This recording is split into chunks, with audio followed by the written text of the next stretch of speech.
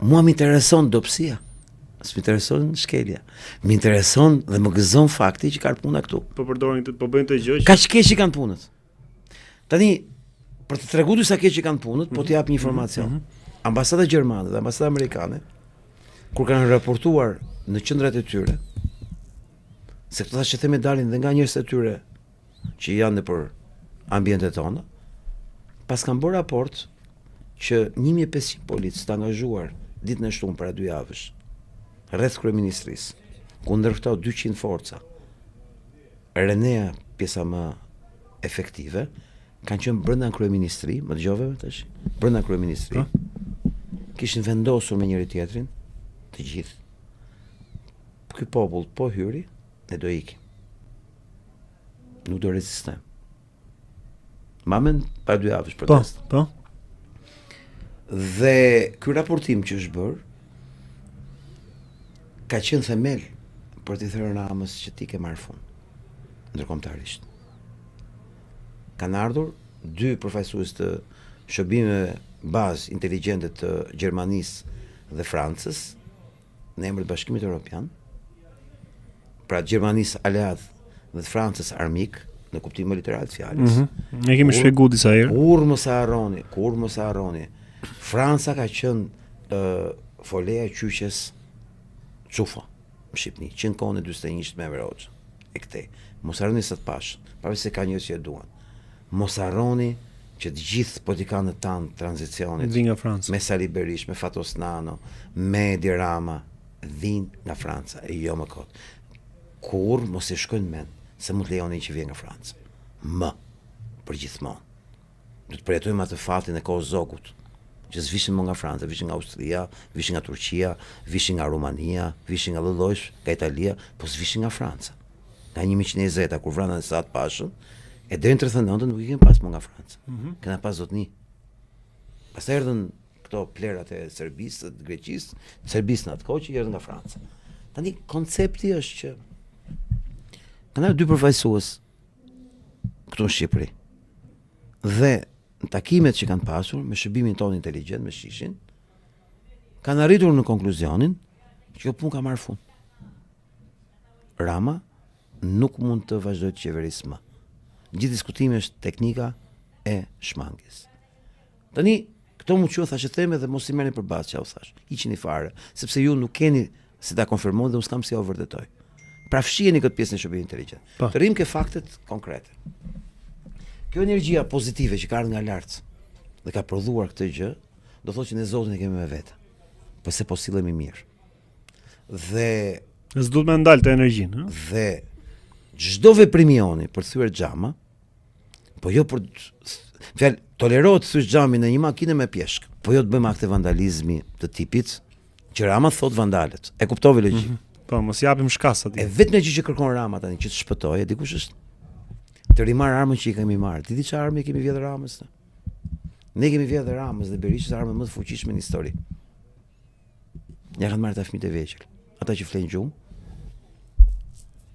ata fëmijët e vegjël që qeshin, e knojnë, e kërcejnë. Të vegjëlit fare.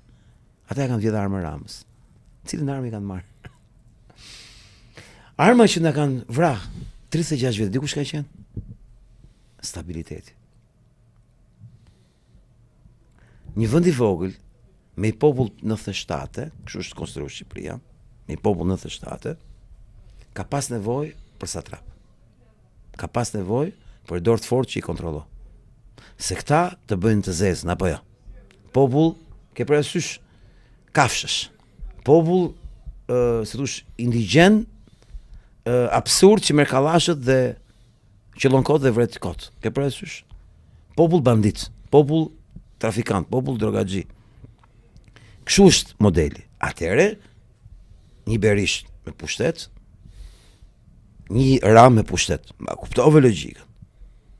Dhe kjo quhet arma më e fuqishme si ne kanë zhbosh Shqipnin, sepse kur e kishte Berisha, Nano, Majko, Meta, ishin banda e dutësh dhe banda si ta them unë ty bajraktarësh, klanesh që vidhnin këtë vend për të fuqizuar vetën e tyre.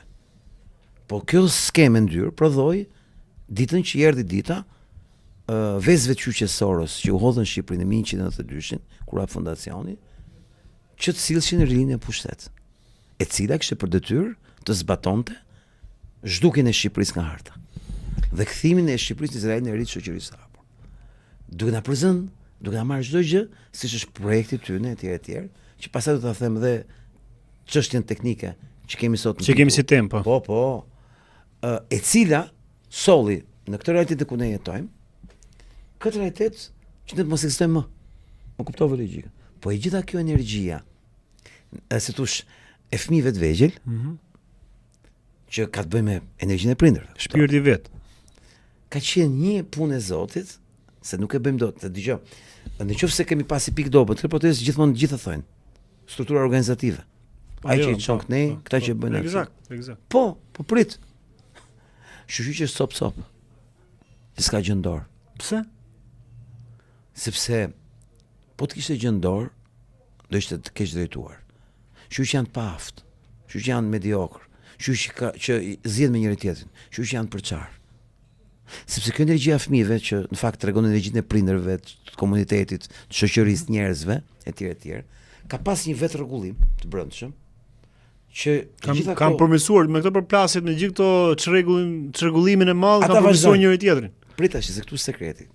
Arma që Rama ka pasur për të heshtur botën, që ai të vazhdojë agjendën e familjes Soros për ta shpopulluar Shqipërinë dhe për ta zvendësuar popullin ton me 300.000 kolonë izraelit dhe me 1 milion sklever nga India, Afrika, India, Filipinë, Amerika Latine dhe Ukraina. Nga këto janë 4. Po e kem. Popull të skleverët friendly të tyre. Po, shabat gojinën. Ka qenë nëpërmjet stabiliokracisë. Berisha përdor Molotov. Po. Ky e destabilizon Shqipërinë. Unë e mbaj kontroll. Dhe Berisha e përdorte Molotovin, që ti thoshte botës, më respektoni se unë kam dorë me e prish këtë punë, që quhet stabilitet. Pra më shpëtoni. Ka qenë një ekuilibër, një tango midis Ramës dhe Berishës, perfekte, që bota të hesht përballë pasojave që prodhonte ky vend raport me shqiptarët. Dhe kjo stabiliokracia ka qenë arma më e fuqishme e shtetit, apo se shteti ka dorë stabilitetin. Ata fëmijët e vegjël, ata të vegjël fare, që qeshin, që flenë gjumë, në mes zhurmës aty, që kënojnë, kërcejnë, ata kanë vjedhur armën Ramës. Këto janë punë të Zotit. Se fëmia është i pafajshëm. Fëmia nuk di, e drejton Zoti, si e drejton Zoti. Duke qenë ai fëmia aty, edhe sjellja jonë është ndryshe, apo. Edhe ke fjalori flas. Po edhe ke Molotovi, apo. Edhe ke shkopi bejsboll, apo. E lëmë pastaj ke thika e të tjerat.